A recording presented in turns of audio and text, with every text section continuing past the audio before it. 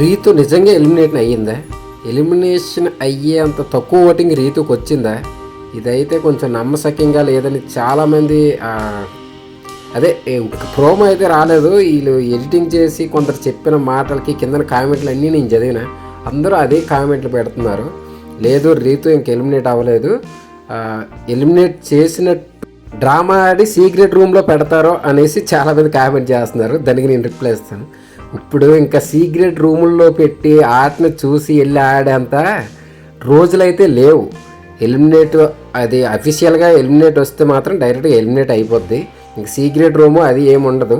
ఒకటి కళ్యాణ్ పైన నాకు సార్ ఫైర్ అయ్యే ప్రోమో చాలామంది చూసుంటారు కదా, దానిపైన మీ రియాక్షన్ ఏంటి? కానీ అక్కడ కళ్యాణ్ది అయితే ఏమీ తప్పు లేదు.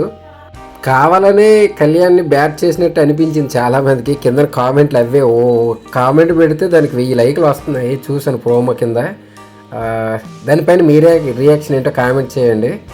కళ్యాణ్ అయితే జెన్యూన్ ప్లేయర్ కాబట్టి తన పైన అలాగే ఫైర్ అవ్వడం కరెక్ట్ కాదనేసి చాలామంది అంటున్నారు.